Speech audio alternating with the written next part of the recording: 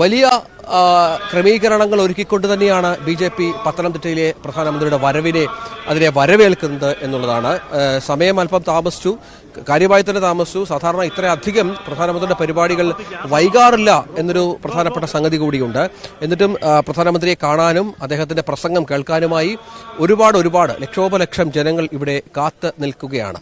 വേദിയിലാകട്ടെ PC. George ഉണ്ട്, ശോഭ സുരേന്ദ്രന്റെ സാന്നിധ്യമുണ്ട്, കെ സുരേന്ദ്രൻ ബി.ജെ.പിയുടെ സംസ്ഥാന അധ്യക്ഷൻ ഉണ്ട്, ഷോൺ ജോർജ് ഉണ്ട്, ഒപ്പം ഈ പത്മജ വേണുഗോപാൽ, അടുത്ത കാലത്ത് ബി.ജെ.പിയിലേക്ക് എത്തിയ പത്മജ വേണുഗോപാലുമായൊക്കെ പ്രധാനമന്ത്രി സംസാരിക്കും. അത് എന്താണ് സംസാരിക്കുക എന്ന കാര്യമൊക്കെ നമ്മൾ ഇനി കാത്തിരുന്ന് കാണണം. എത്ര സമയം ഈ സമീപകാലത്തായി ബി.ജെ.പിയിലേക്ക് എത്തിയവർക്കായി പ്രധാനമന്ത്രി മാറ്റിവെക്കും എന്ന കാര്യമൊക്കെ നമുക്കിനിയും കാത്തിരുന്ന് കാണേണ്ടി വരും. ആ ഒരു പ്രാധാന്യം കൂടി ഈ സമ്മേളനത്തിലുണ്ട്. അടുത്ത കാലത്തായി കോൺഗ്രസ് വിട്ട് ബി.ജെ.പിയിലേക്ക് എത്തിയ നിരവധി രാഷ്ട്രീയ നേതാക്കൾ ഈ വേദിയിൽ ഭാഗമാകുന്നുണ്ട്.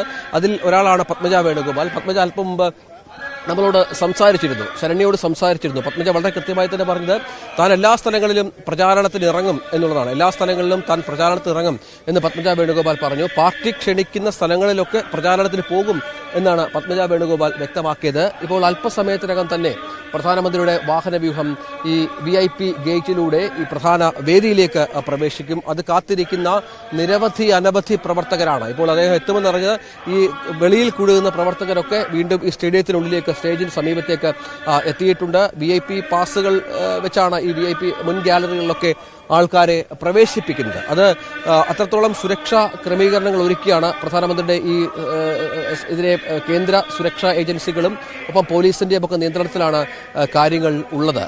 നേരത്തെ ശരണ്യ റിപ്പോർട്ട് ചെയ്തതുപോലെ പ്രധാനമന്ത്രി ചുറ്റുമുള്ള ഈ സൈഡിലൊക്കെ വശങ്ങളിൽ കൂടുന്ന ജനങ്ങളെ കൈവീശി കാണിച്ച് അഭിസംബോധന ചെയ്താണ് പ്രധാനമന്ത്രി മുന്നോട്ട് വന്നുകൊണ്ടിരിക്കുന്നത്. ഒരുപക്ഷെ അതിന്റെ ഒരു കാലതാമസമൊക്കെ ഉണ്ടാകും. വാഹനവ്യൂഹം വളരെ പതുക്കെ കടന്നു വരുന്നതുകൊണ്ടാകും ഇത്ര സമയം എടുക്കുക. അല്ലാതെ ഇവിടുന്ന് ഒരു 3-4 കിലോമീറ്റർ അകലെ മാത്രമാണ് ഈ ഇൻഡോർ സ്റ്റേഡിയം, ഈ ഹെലിപാഡ് ഉള്ള ചെറിയ സ്റ്റേഡിയം ഉള്ളത്.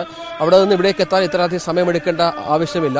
പക്ഷേ ഈ പറഞ്ഞതുപോലെ ജനങ്ങളെ കണ്ട് ജനങ്ങളുമായി ഒരുപക്ഷെ അഭിവാദ്യം ചെയ്താകും പ്രധാനമന്ത്രിയുടെ വാഹനവ്യൂഹം നീങ്ങുക എന്നതും ആ തരത്തിലാണ് കാര്യങ്ങൾ പോവുക എന്നാണ് മനസ്സിലാകുന്നത്. ഏതായാലും നമുക്ക് ദൃശ്യങ്ങളിൽ കാണാവുന്ന കാഴ്ച എന്നുള്ളത് പ്രധാനമന്ത്രി അല്പസമയത്തിനകം തന്നെ ഈ തൊട്ട് പുറകിൽ കാണുന്ന സ്ഥലത്തേക്ക് എത്തും എന്ന് ഉള്ളതാണ്. പ്രധാനമന്ത്രിയുടെ വാഹനവ്യൂഹം കടന്നു വരാനായി സുരക്ഷാ ഉദ്യോഗസ്ഥരൊക്കെ കാത്തു നിൽക്കുകയാണ്. അതിന്റെ പ്രാധാന്യം എന്ന് പറയുന്നത് വലിയ തരത്തിലുള്ള ക്രമീകരണങ്ങൾ ഇവിടെ ഏർപ്പെടുത്തി കാര്യങ്ങൾ കൈകാര്യം ചെയ്യുന്ന സുരക്ഷാ ഉദ്യോഗസ്ഥരാണ്.